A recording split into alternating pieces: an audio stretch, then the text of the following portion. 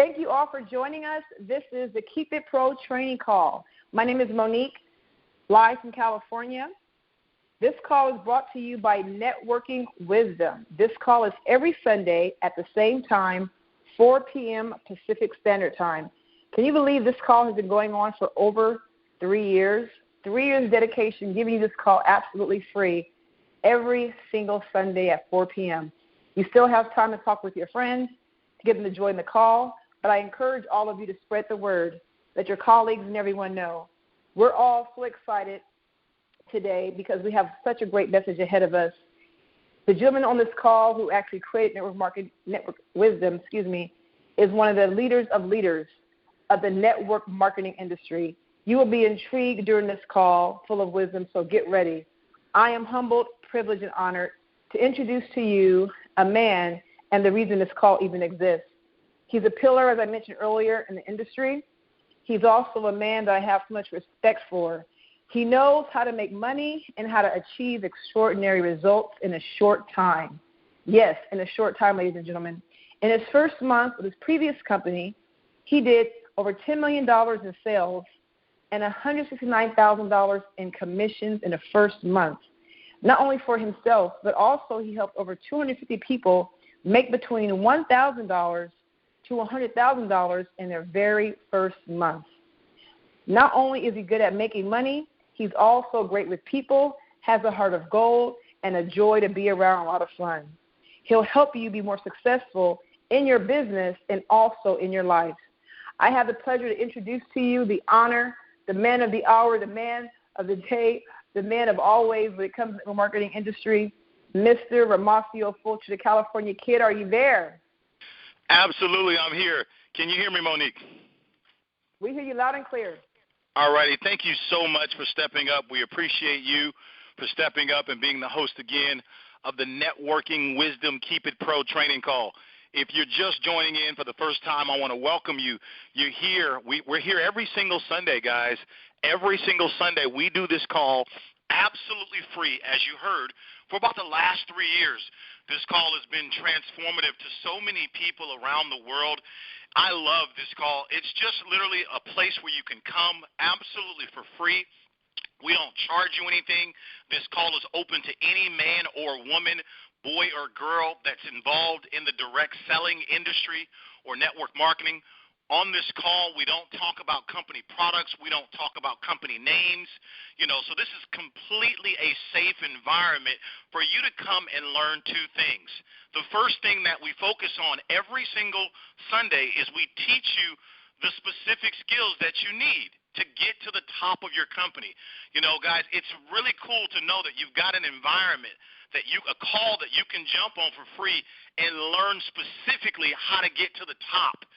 Most recently, the company that I most recently resigned from, I was fortunate enough, did over $10 million in sales my first month. Once more, I did over $10 million my very first month in sales. That's incredible, guys. But again, every Sunday we're going to teach you the specific skills so that you can get to the top of your company. The second thing we're going to teach you is what we call life skills. We want you to understand, we want you to know in your knower that as you grow, your business will grow. And that's why we teach life skills and we teach you the specific skills related to your business, okay? So this week, guys, I'm excited to actually bring to you a topic today that is so profound. I hope that you're in a place where you can maybe take some notes or at least listen attentively, because this topic that we're going to talk about right now is something that it applies to every area of your life. Whether you're talking about spirituality, whether you're talking about your relationship, whether you're talking about your health, whether you're talking about money, parenting, any area of life that you want to talk about, today's topic applies to that.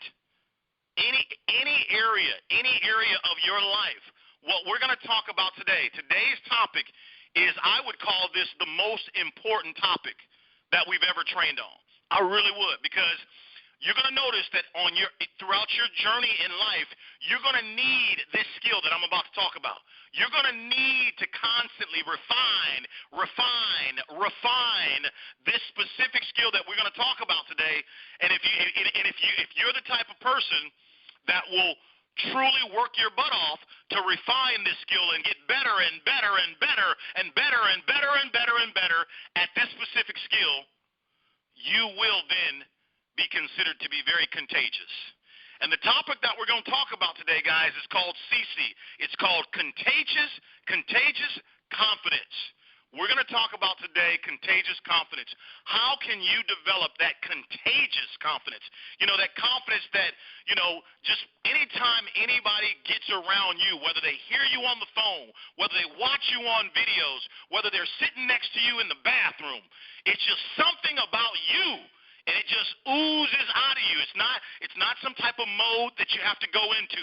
It's not some type of all of a sudden you got to fire yourself up and you got to get charged up to be able to act a certain way. It's just wherever you go, no matter what you do, there is a swagger that's with you. It's just something about you that literally is contagious. It's the way you carry yourself, the disposition that you hold, the way that you speak, the way that you treat others, your philosophy, the things that you believe in. It's just something about you that is contagious. And everybody comes from miles and miles away to figure out what is it about him? What is it about her? And sometimes people will say stuff like, she has the it factor, or he has the it factor. I don't know what it is. I can't really place my finger on it, but it's something about him. It's something about her. She just has it. I don't know how to explain it. She just got it. And today, I'm going to do my very best to break that down. How can you develop contagious confidence? How can you develop contagious confidence? We're going to really dive into this. I'm going to give it my best shot for you today because I know how important this topic is. And I'd like for you, again, if you're listening and you're not at a place to write notes, go back and listen to the replay of today's call and take a few notes for yourself and instantly apply the notes that you write down. Because I'm going to give it to you right on the money today, baby. I promise you. I promise you. But before we get started, you guys know that I'm really good at, telling stories. And so I want to give you a story of my own personal life on how, as we talk about confidence, as we talk about contagious confidence, I was not always a confident person. I was not always a confident person. And I'm going to be very graphic in my story here today. This is a story about my own personal life. And so I'm 42 years young today, and I can tell you guys, many years ago, I was in my early 20s, 19, 20, 21, 22. I'll never forget that I grew up in East Oakland. Most of you know that. And as a young man, I always wanted, to be honest with you, I wanted two things. I'm just going to be candidly honest. Number one, I wanted to be successful. I never had a goal to become a millionaire. That was never my goal. I just wanted to be successful and make my mom and dad proud of what I had become. So number one, I wanted to be successful. And back then, being successful, if you could make $100,000 a year, man, I thought, man, wow, that was big success, right? Because no one in my family has ever become a millionaire, okay? So being successful was my first goal back then. The second goal that I had for myself, and some of y'all may say, man, you had some really small goals, but hey, don't judge me. I'm just being truthful. But the second goal that was important to me back then, I wanted to have a beautiful girl. I wanted a beautiful girl. I really did. I really did. Now, the funny thing was this, and I want you to listen. I'm telling you a story of when I didn't have the confidence that I have today. But back then, I wanted a beautiful girl, and I wanted to be successful. And the order of those things is, number one, I felt you had to be successful first to get the girl. This is truly what I wanted. And so here was the funny thing, though. Even though I wanted a beautiful girl back then, I didn't believe I was worthy of a beautiful girl because I didn't think of myself as a beautiful man. I didn't. I thought I was short. I thought I was dark-skinned. I thought on a scale of 10, with 1 being ugly and 10 being, beautiful, I thought I'd probably give myself maybe a 3.5. If I just got my hair cut, I give me maybe 4 points. Okay, if I don't have a haircut, I gave myself a 3.5. I'm telling you the truth, guys. This is back. We're talking years ago, 20 years ago, when my confidence wasn't what it is today. So I want you to listen, okay? I want you to listen. I want you to really get what I'm saying here. I did not have the confidence that I have today, okay? And I'm going to tell you, because I didn't have that confidence and I had low belief, I had low self-image. Write that down. I had a low self-image of myself. I thought I was short, okay? I thought I was dark-skinned, and I didn't think I was too good-looking. I didn't. And I was confused on what my purpose was in my life. And so as a result of all of that stuff going on in my head, my confidence was low.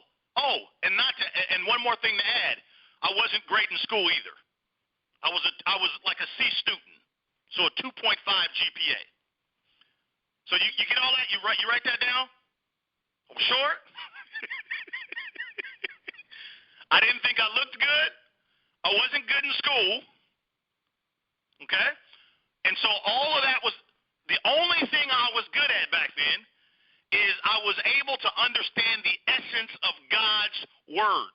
In other words, I spent so much time in church with my parents that it just kind of rubs off on you. You start to really learn, the Bible. You start to really understand some of the Bible. But at the time back then, I'm not thinking that that's anything valuable. Just because I learned a few stories about the Bible or whatever, I'm not really thinking that that's worth much of anything back then. So I'm telling you a story of where my confidence was. Okay? And so let me share with you the wrong stuff that I tried to do to build my confidence. I want you to write this down. I'm getting ready to take you on a journey right now of the wrong things that I began to do back then to try and build my confidence. Number one, the first thing I started to do, okay, I need to get some muscles. I need to start working out. I need to get some muscles because I'm thinking, all right, if you got some muscles, girls like muscles, right? So I started, I'm telling you the truth on this call. I didn't work out to be healthy. I worked out because I thought if I work out, get some nice muscles, I'll get a girl. Okay? Write that down. Number two, I started going up to other men, people that, maybe that were family members of mine or friends of mine, and I would say, man, what did you do to get that girl? And what do you say to these girls? And how do you talk to them? And I started paying attention to all this little locker room chatter, if you will. Locker room chatter. I started to believe all the stuff that you hear in the men's locker room of this is what you do, and this is what you say, and this is what you got to have, and all of this stuff. All of a sudden, all of this stuff started getting in my mind of what I thought I had to do to get the girl. And so that's what I began to emulate. I'm doing all of this stuff the wrong way, but I'm not knowing.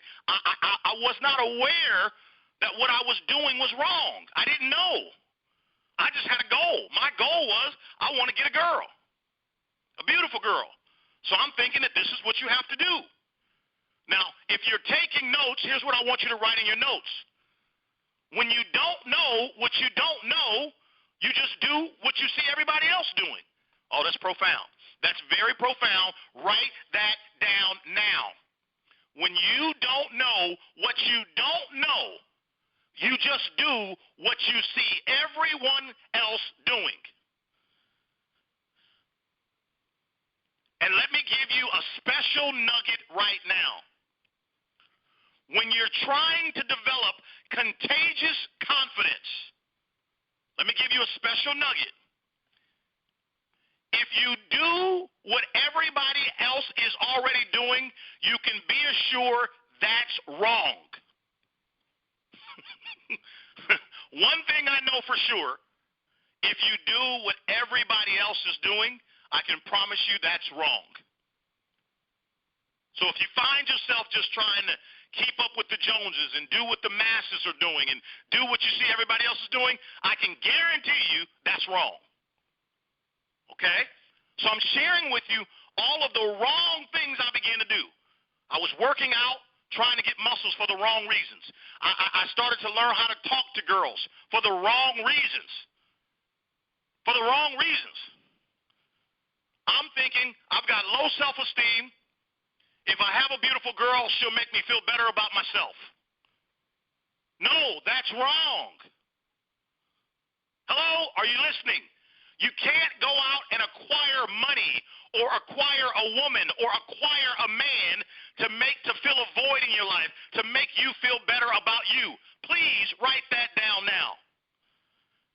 You cannot go out and become the top of your class, get A's on all your tests so that you can fill a void, because now we know that you're smart. And now all of a sudden that's going to give you the confidence that you're looking for. No, it won't. It will give you what I call fake confidence. Fake confidence. Fake confidence. What we're doing right now, ladies and gentlemen, I'm telling you about how to do it the wrong way first. I want to tell you the wrong way first, and then I'm going to tell you the right way to build your confidence. But I'm starting off with the wrong ways first. Now, I can tell you guys, I'm not the only person on this phone call that's done things the wrong way to build your confidence. I'm not the only man that's like I said. I'm not the only guy that literally was trying to, go lift weights and go work out so that you can get a girl. I'm not the only guy that had the goal in my mind, well, when I make some more money, then I can go get some honey. I'm not the only person that has this thought process. I'm talking billions of people to this day still think like that. Billions of people. Well, if I get this type of car, and if I get this type of success, and if I get this, and if I do that, and if I do this and that, blah, blah, blah, then I can get the beautiful girl. Okay, well, let's flip it around. Ladies, this also applies to you as well. A lot of women. Well, if I go ahead and just look cute and be nice and treat the man with some respect, he'll go ahead and choose me, and then we can be one happily family. And then I'll feel better about myself. I'll feel worthy as a woman. I'll feel like I'm the bomb. That's wrong. Once again, whether you are a man or a woman, you cannot go out and go acquire another person to fill a void in your life to make you feel more confidence. That is what we call fake confidence. You cannot go out and go get surgery on any of your body parts to hope that that's going to give you more confidence because now you're getting more attention from people. That's what we call fake confidence. Okay? This applies to both men and women, young and old. And let's talk about the intellectual part of it. You can't just become all of a sudden a wordsmith because you can speak so well and because you're a great thinker or because you're great at school or you're great at playing the piano or whatever it is, and you believe that that's going to cover up the void that you have deep down on the inside of you, but because you get all this praise and recognition from all of your peers about your beauty, about your muscles, about your brain, about your skill set, that's not going to cover up the void. The void. All you will have at that point is what we call fake confidence, and fake confidence is not contagious. Fake confidence is not contagious. Write this down. Fake confidence is not contagious. The moment fake confidence gets in front of real confidence, you now got a problem. Because real can spot phony and fake a mile away. Real confidence can see and hear That's not real. So what we've done thus far is, ladies and gentlemen, and let me just say this and then we're going to move on. You can spend a whole 1, 2, 3, 4, 5 decades. Some people spend a whole life. Listen to me. Some people will spend a whole life developing fake confidence. And fake confidence basically is, if I do this, then I will get that. If I go to Harvard, then everybody's going to love me. If I get some muscles, then they're going to want me. If I get a bigger booty, then he's going to keep me. If I can cook some collard greens and make some chicken and some steak, then I'll be the woman of his dreams. If I do this in the bedroom, then he's going to love me. Listen, as human beings, our greatest fear, the two greatest fears that all humans have, is number one, that I'm not enough, and number two, I won't be loved. And because of those fears, what happens is we feel like if we go out and we do and we do and we do and we do and we do, then all of a sudden we'll become enough. And then all of a sudden we'll get all this praise and recognition, and we'll have all this confidence, and everybody will want to come and hear who we are, and everybody will want to come and be around you and like you, and you'll feel better about yourself, and yada, yada, yada, yada, yada, and all that's not true. And I'm saying to you that people will spend an eternity doing it the wrong way. Doing it the wrong way to develop fake confidence. And the theme of today's call is contagious confidence. Contagious confidence. I'm talking about that quiet assurance that I'm gonna really break this down for you today. I'm going to really break it down for you today so that you can understand how do you develop contagious confidence. All right, are you ready? All right, let's turn the page. Give me a clean sheet of piece of paper, and let's take it from the top. I'm going to show you how you build this thing from the ground up the right way. You ready, baby? Here we go. Number one, confidence is everything. It's everything. Confidence is everything. What is the opposite of confidence? Insecurity. Uncertainty. Confidence is everything. And the opposite of confidence is uncertainty and insecurity.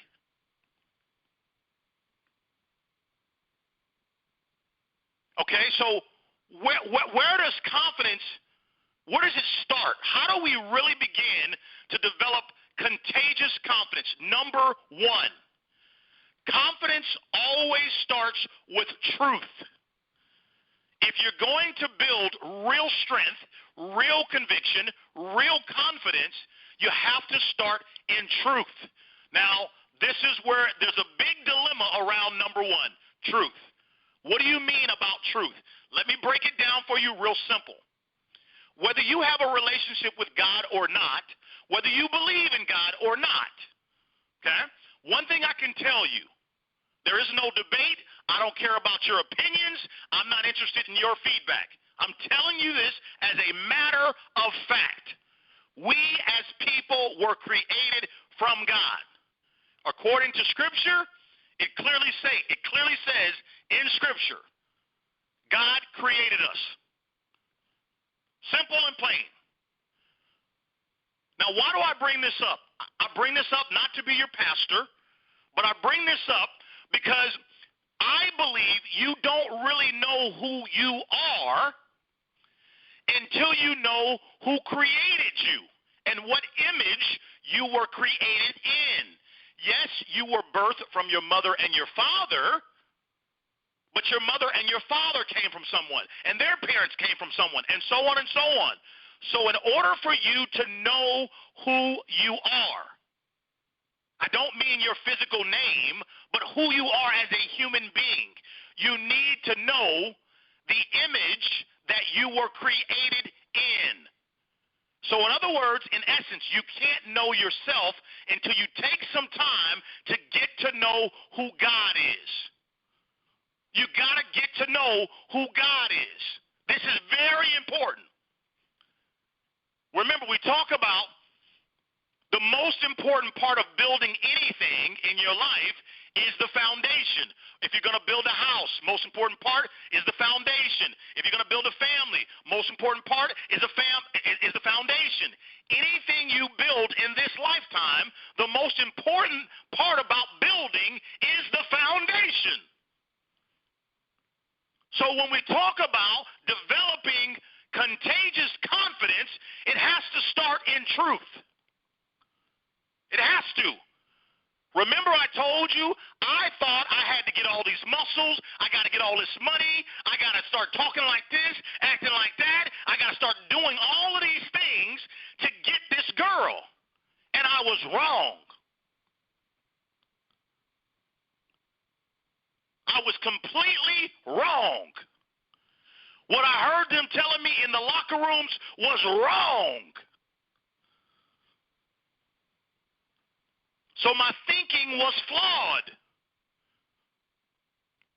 And I'm pausing here because I want you to understand. Can you imagine living a life trying to get something and you wondering why you ain't got it, but you not knowing that you've been doing it wrong? Can you imagine how that feels? How much time you're wasting? This is why I want to encourage every man, every woman. You have to understand confidence begins with the truth. Now, look, I'm not going to give you a whole long sermon about the Bible today, but I need you to understand you must spend some time understanding and learning what does it say in the book according to God that you are. What does it say according to God that your capacity is? What does it say according to God that your potential is? What does it say? You have to learn this. Now, I know what it says. And if I had more time, I would really break down today what it says. But but because I want to keep it simple for you today, I'll just give you one scripture. Galatians 5. It talks about the fruit of the Spirit. And the only reason I want to give you this one scripture is because after you're done reading the Bible, which, by the way, I have not finished reading the Bible. I'm a long way from finishing it, just so you know. But I can tell you from my studying and the things that I've learned, if the goal is to be as Christ-like as we possibly can, the way you measure you against Christ, which we will always fall short. I will never be perfect. You will never be perfect. I'm sorry to tell you, baby. You can try, and we love you for trying, but you always going to miss the mark on this one. But Galatians 5 makes it clear for us. If we're striving to be better, and we're using Christ as a measuring stick, Galatians 5 makes it real clear. It tells us what we call the fruit of the Spirit is. In other words, what does that mean? It means the fruit of God's Spirit. In other words, if you're trying to be godly, if you're trying to be better, if you're trying to walk in the image that you were created in, it's in Galatians 5. It tells you all the different fruits. And remember, you judge a tree by the fruit that it bears. In other words, what are you saying? If you're saying you're an orange tree, then why in the heck am I seeing grapes? If you're saying you're a banana tree, why in the world am I seeing apples? What are you saying here?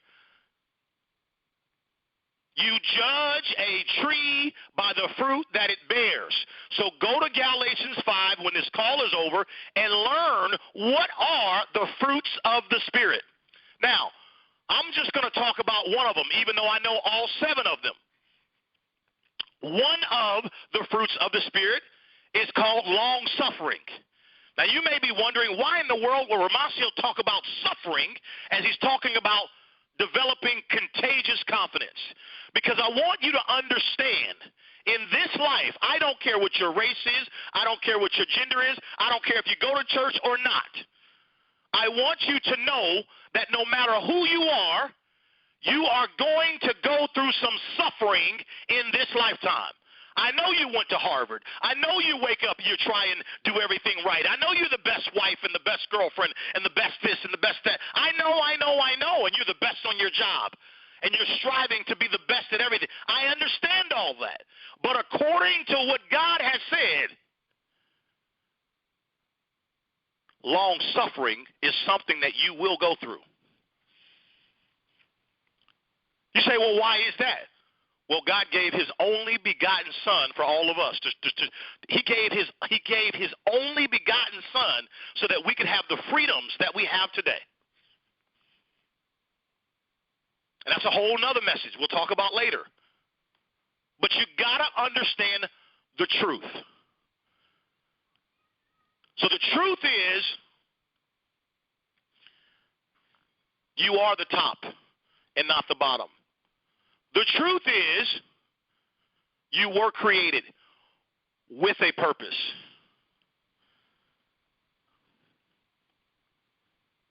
The truth is, you can do all things.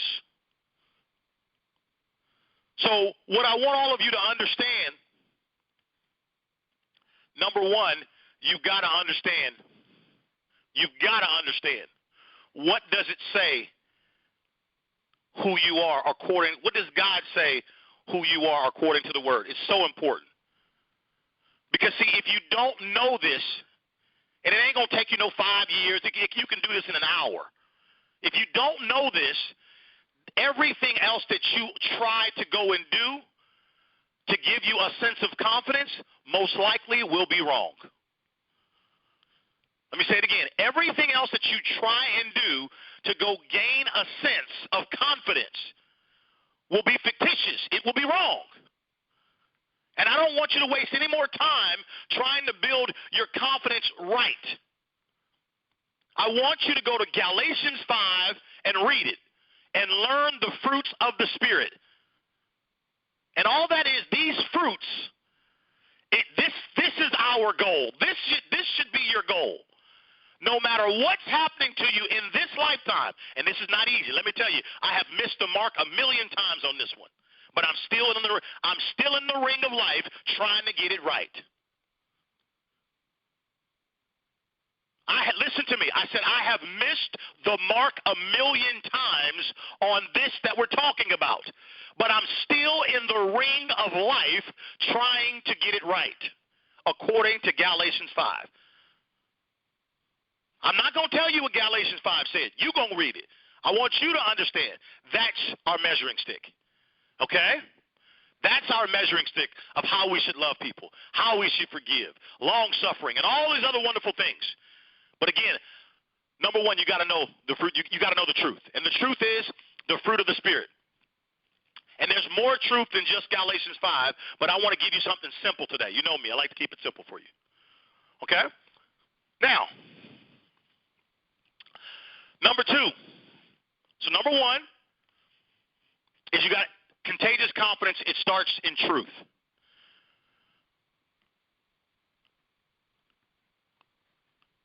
Number two, you're going to have to work at whatever it is you're trying to get better at. But watch this. As we talk about number two, working hard, you can go back to number one. And when you go study Galatians 5, it talks about that. But number two is working hard. You're going to have to work hard.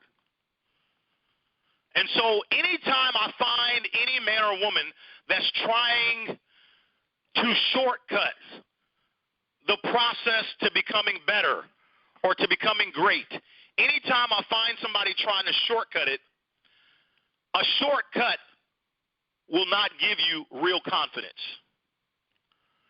Real confidence comes from getting your hands dirty, from sweating, from crying, from getting angry, from being pissed off. And you know what I mean? It comes from trying to really do that thing again and again and again and again, falling down and getting up and falling down and getting up and falling down and getting up. Okay, wait a minute, ladies. Let's talk about relationships. I understand you might have gotten hurt. I understand he might have hurt you or she might have hurt you. But real confidence is, can you get back up, get yourself centered again, and do it again? Real confidence is what we're talking about. But again, if you go to Galatians 5, it talks about this. When you're trying to build real contagious confidence, the goal is to be as in line as you possibly can with Galatians 5. One more time. The goal is, if you're trying to build real confidence in any area of your life, the goal is to be in line with Galatians 5. That's the goal. It summarizes it.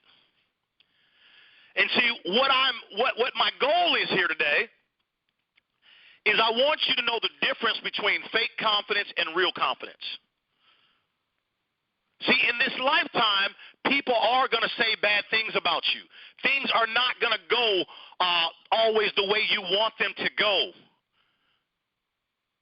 I'm just letting you know, things are not always going to go the way you want them to go on your job or your relationship or in your health. There is going to be trials and tribulations. Once again, Galatians 5 talks about this, long suffering. So the question becomes, if I'm trying to develop contagious confidence, how do I do it when I'm going through it? How do I do it when I'm going through it? See, it's very easy to be all positive when everything is going peaches and creams, when everything is going well. It's very easy to be Mr. or Mrs. Positivity at that point. But how do you develop contagious confidence? Let me give you the answer, class. You will inspire. You will help. You will encourage more people from your brokenness than you ever will from your successes. Let me say it again. You will inspire, you will encourage, you will impact more people from your brokenness than you ever will from your successes and your high places. What does that really mean? What it means is you will be able to impact and affect and influence more people because of what you went through, the valleys that you went through, the health scares that you made it through, the relationship trials and tribulations that you made it through, the loss of money that you made it through, whatever you went through that was dark, that was unexpected, that tough stuff. You know what I'm talking about, guys. It's those stories that will influence more people than any other stories. You know why? Because that's where most people live. That's what most people are experiencing right now. They're going through some type of suffering. Now, you may argue and say, well, yeah, people are going through suffering because they've made some bad choices. But wait a minute. Hold on a second. Don't you dare look down your little nose. Who you think you are? You've made some bad choices as well. Well, yeah, Romacio, I have, but you see, I try and do better than most. Well, that's good for you. That's so inspiring. It's something to look forward to, that you try and do better, and you should. I like that. But if you want to have contagious confidence is not going to, let me share with you what it's not. You can't be around somebody and tell them how perfect you are through your little stories and how you always got it right, and basically they're getting it wrong. And you thinking all of a sudden your confidence is contagious. No, it's not. In fact, they don't want to be around you because you sound too perfect. You sound like Jesus. You sound like you do everything right and you never make a mistake. So can you imagine how in the world can you connect with someone if you're so perfect and they're so wrong? See, that's why when I said you need to learn Galatians 5 and you need to learn the truth, one of the things that I love about our Savior, the Mr. Perfect One, Jesus Christ, I love the fact that he bent down. He got down on bended knee for us. He humbled himself. Now, wait a minute. This is the guy that's perfect, but he's showing us the greatest demonstration of humility. Not judging one another. And that's why he has contagious confidence. His yes was his yes and his no was his no. So that's something else we'll talk about. But the main thing I want you to get, that contagious confidence, it comes from truth. Number one. And then number two, you're going to have to work hard. And number three, while you are going through whatever it is you're going through, you may say, okay, what do I do while I'm going through? Number one, when you're going through a difficult season in any area of your life, you have to go back to the truth. What is the truth? What does the book say? And see, here's the deal. If you don't know the book, then you don't know what it say. You got to see, let me tell you why this is so important. If you don't know what the book says about that issue that you're going through, whatever it is, you will begin to try and take matters into your own hands, which you do have free will to do.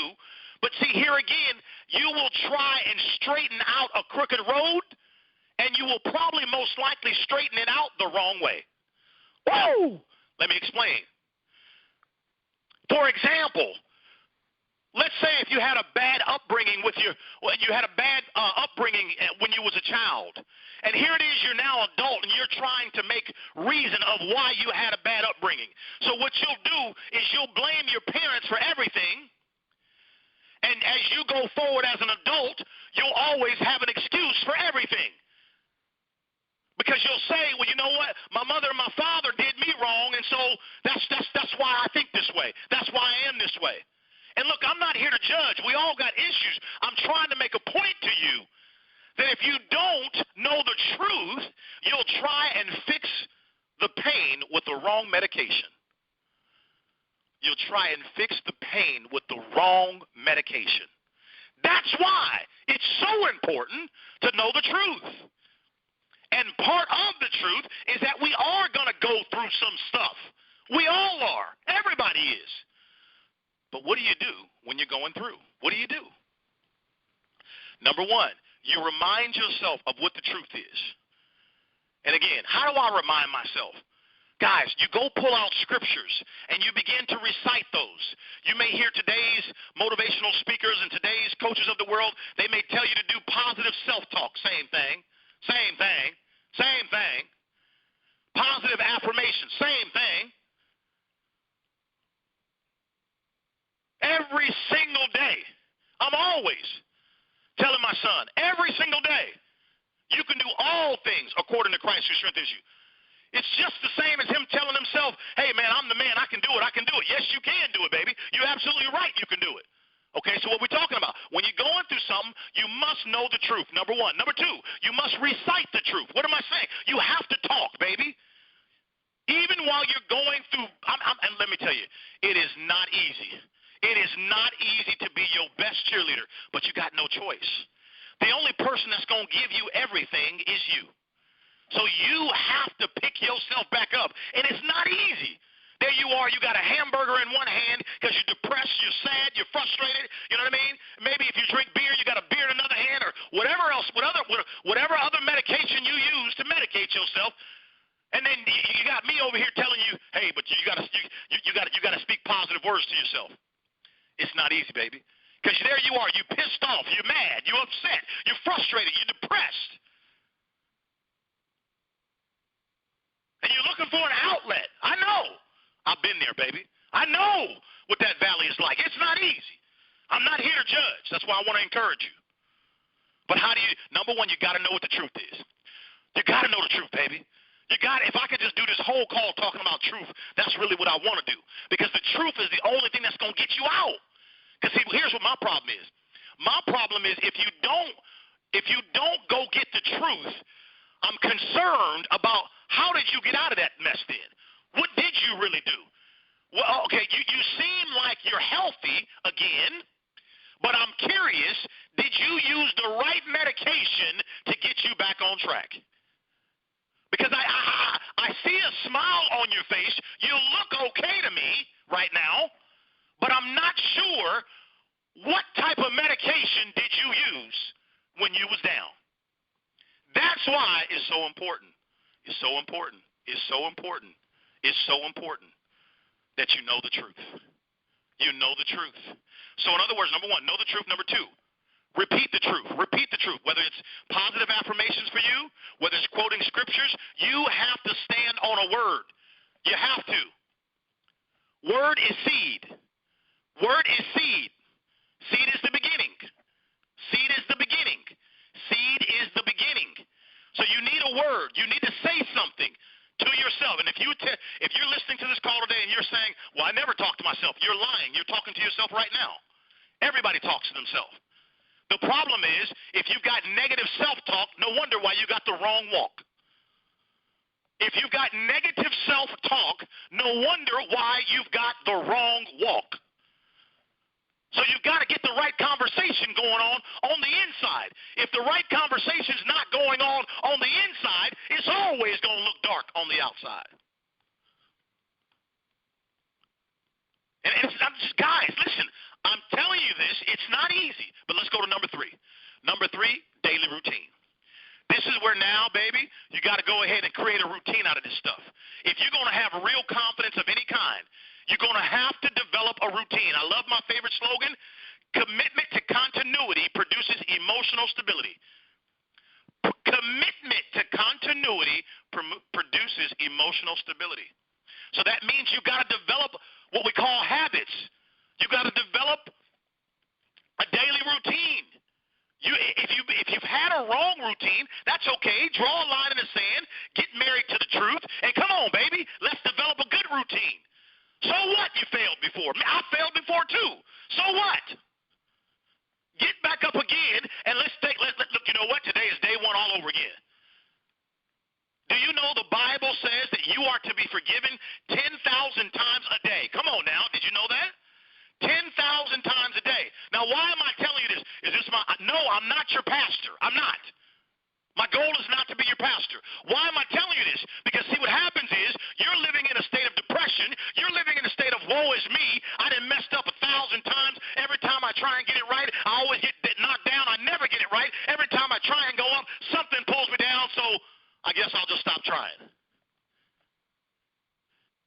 And I'm just trying to tell you, and then you're wondering why this guy over here who just killed somebody, 6 months ago, he's back on top again. And you're wondering, wait a minute, I don't understand. I'm trying to live a good life. I'm trying to do right. And this man over here is doing this and this and that. And it looks like, God, you're just raining all types of success on him. And here's the problem. The Bible says you are to be forgiven 10,000 times a day. So why am I highlighting that? Because I'm saying there's no sin that you could do or no mistake that you could make so big enough that God is going to condemn you and say, hey, you're doom and gloom now. Negativity shall come amongst you. No, it doesn't work that way. But somehow, some way, you've convinced yourself, this is the problem with you not knowing the truth, you've convinced yourself that is how it works. But you're wrong. Like my spiritual advisor says, you're very sincere, you're just sincerely wrong. And that's why it's so important we got to know the truth. We got to know the truth. Then number two, we got to speak the truth. Number three, we talked about working hard. You got to work hard. And number four, you got to have a daily routine. See, when you develop a daily routine, it now becomes second nature to you. This becomes just a way of life. This is just what you do. And let me tell you something, guys. They've got all these slogans out there, 21 days to break a bad 21 days to create a new habit or whatever. Look here. I know this. Here's what I can tell you. It's going to be a short period of time, whether it's 21 days, 30 days, 60 days, 90 days, where you begin to establish a new pattern in your life. A new habit. That's all it is. It's going to be a short period of time where you say, you know what, I used to do things that way. I'm going to start doing it this way, and I'm going to start with this day right here. Then I'm going to start with 2 days and 3 days and 4 and 5 and 6 and 7. And if I fall and miss the mark, what I'm going to do according to the scripture, I'm going to ask for forgiveness again. I'm going to come back, develop a a new and improved, better strategy, and I'm going to try again. Because according to the truth, the enemy wants me to stay negative, dark, gloomy, woe is me. The enemy doesn't want to see me bright and shiny and lively and positive. The enemy wants me to keep looking in the rearview mirror, reminding myself of what it said that I wasn't and what I couldn't do. That's what the dark forces want me to do.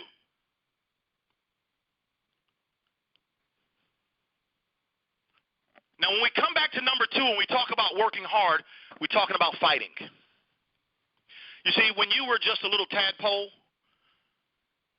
there were millions of you, and y'all was fighting just for you. When you were an embryo, that's right, there were millions of you, and you were fighting with a whole bunch of them, pushing and shoving, just for you to be birthed. What's the message there? It was a fight for you to get here. What makes you think you're not going to have to fight to remain healthy? You're going to have to fight. You're going to have to. And you fight with your spirit. You fight with your routine. You fight with your mouth. You don't fight with your hands. That's self-defense. But you don't fight. That's not how you're going to win. You're going to win when you know the truth, when you speak the truth. Right? And when you, to the best of your ability, you live in truth. To the best of your ability, you live in truth. I remember when I was a little boy, I tried to do all the wrong stuff to get a girl. And sometimes it worked. Most times it didn't. When I became a man, and a man is not based upon age, so don't you misunderstand me, ladies. A man is not based upon age, it's based upon maturity. But when I became a man, and I began to learn what the truth said about men and women, I began to educate myself, and I realized how precious a man was. I realized how precious a woman was. And I realized that, wait a minute, one of the reasons why God created a woman, I said one of the reasons, was to be the helpmate of a man. And so all of a sudden I'm looking at this wrong here. I used to think I had to go and say all this stuff and do all this stuff and be all this and be all that, when the truth is the girl is partially put here to help me. So why am I playing all of these games? Why don't I just be sincere?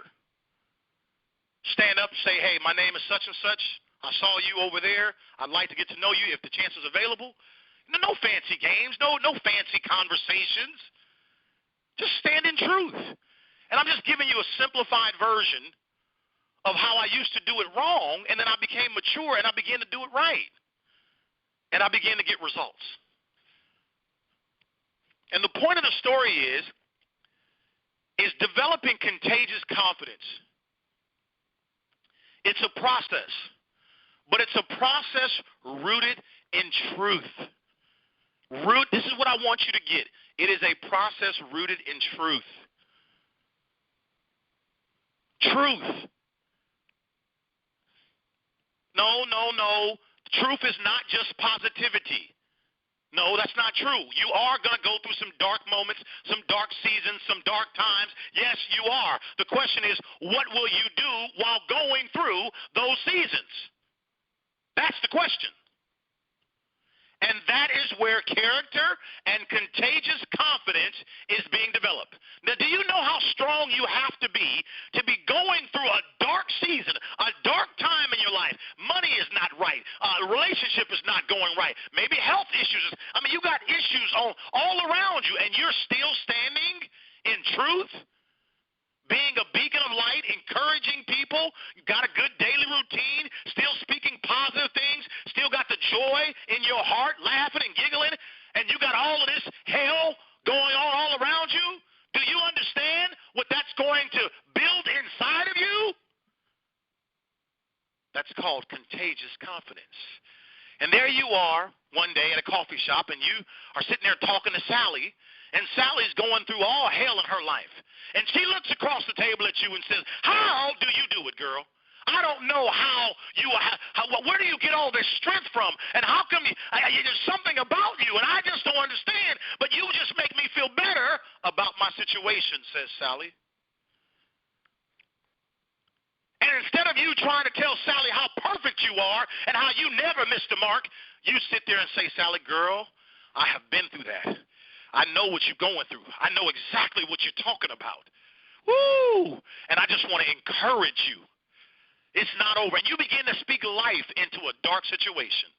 Again, if you go back to Galatians 5, it talks about this. And all of a sudden, you don't have any judgment upon Sally because you know what? You ain't no better than her. You ain't no better than her. You may be a little bit further along in the journey, but you dang sure ain't better. That's why in Scripture it says, don't let your highs be too high and don't let your lows be too low. Come on now. So we're talking about contagious confidence and how to develop it. Where does it come from? How to keep it? How to hold on to it? And the most important thing I want you to know, contagious confidence is not a destination. It's not, oh, I got it now. No. You have to continue to keep refining it, to continue to keep getting better and better and better and better. It's not just, oh, I'm finished now. I don't need no more development. No, you constantly are a work in progress if you want contagious confidence. Contagious confidence is not intimidated by man nor woman. Contagious confidence is not boastful. No. Contagious confidence is not fearful. It doesn't operate in fear. We are all God's children. If you put the work in, you believe, it will happen to you too, baby.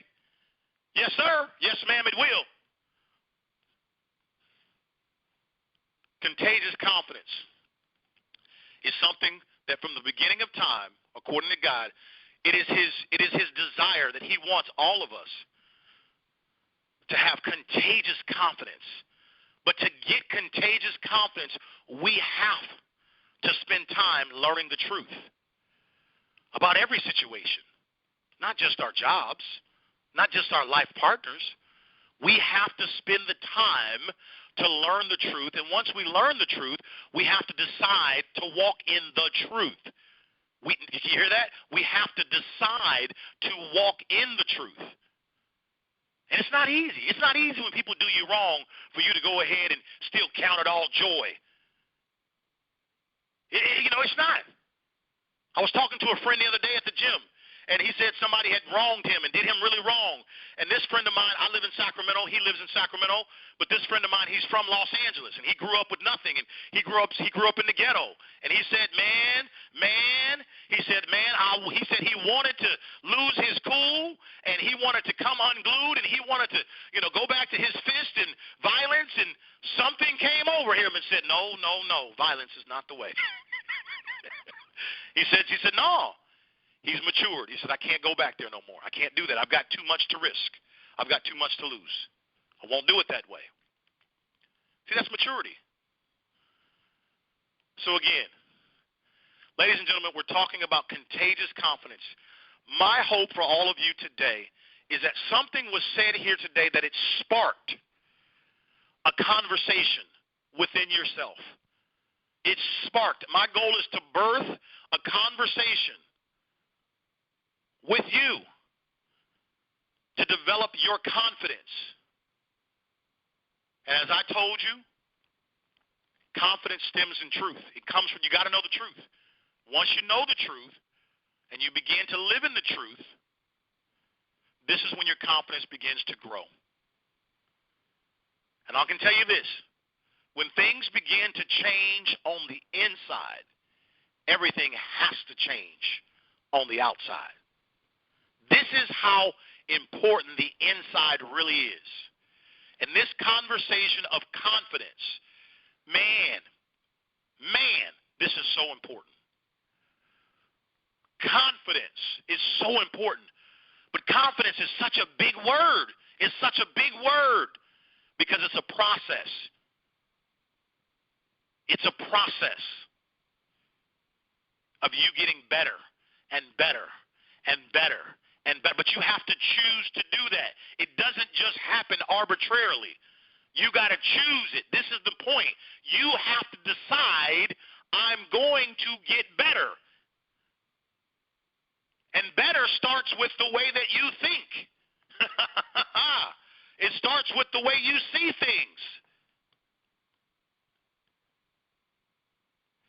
That's why in your relationship with God, your perspective about life and all things should grow. And as your perspective grows, and if you apply that, then you will grow. And this is what I want for all of you. I want all of you to know that in all that you do, there is nobody in the entire world any greater than you. But you have to decide, I am going to begin to become more confident. You got to decide it. And I'll say this. To those of you that are believers, in other words, you do have a relationship with God or to those of you that are believers, I want you to understand that the only difference between you and the non-believer is that you've asked for forgiveness and you've been forgiven. That's it. It's important for you to know that the only difference is that you've just been forgiven. That's it. Just because you've asked. The Bible says by faith you've asked for forgiveness, and so you are forgiven.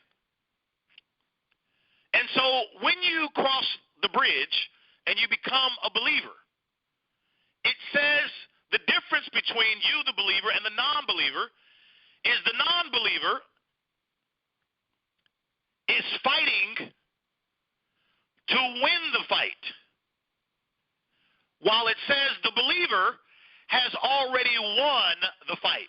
I want you to catch this profound difference. The difference is if you're a believer, it says you've already won the fight.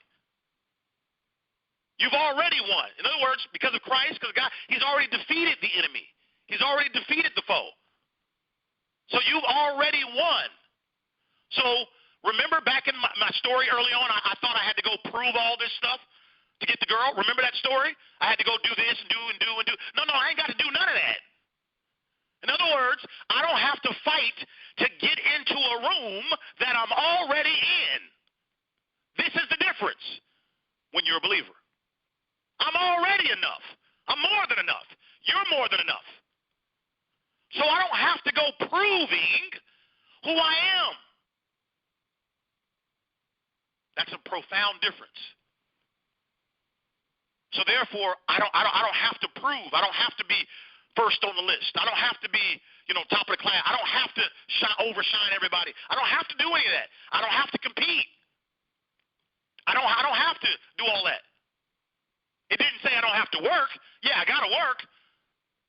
But I don't have to feel like, I'm not enough, and because I'm not good on social media and she is and he is, I won't make it. No, that's not true. That's not true. Who told you that? This is why I want you to understand. The difference when you are a believer, you've already won the fight. A non-believer is fighting to prove that they can win the fight. That's a big difference. It's a big difference.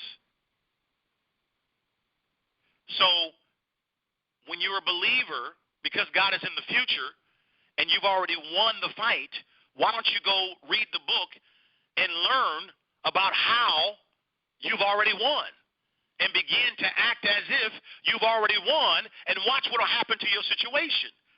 Watch your situation. It will radically turn around instantly according to the measure of your faith. And this is why it's so important for you to step your game up, which means step your belief up, which means step your faith up, which means step your relationship up, which means step your work up, meaning get on your knees, get in that book, begin to learn what it says, begin to understand. Step your game up. And as you do that, you'll watch everything around you go right on up. All right? So listen, guys, I'm the California Kid. I hope something today was said to spark a conversation, ignite a conversation inside of you that will really cause you to really realize the difference between fake confidence and real confidence. And now you can be on a road or a pathway to having contagious confidence. It's a beautiful thing. It's a beautiful thing where you don't have to put on any airs. You don't have to, kind of go into this mode. And it just for some reason, people they feel more comfortable when you're around. They just like talking to you. They like the vibe that comes from you. It's not easy. It's not easy, but it's worth it. To develop contagious confidence. Confidence is super important in everything that you do. Hey, guys, I love you dearly, and I'll see you guys all next week. Goodbye, everybody.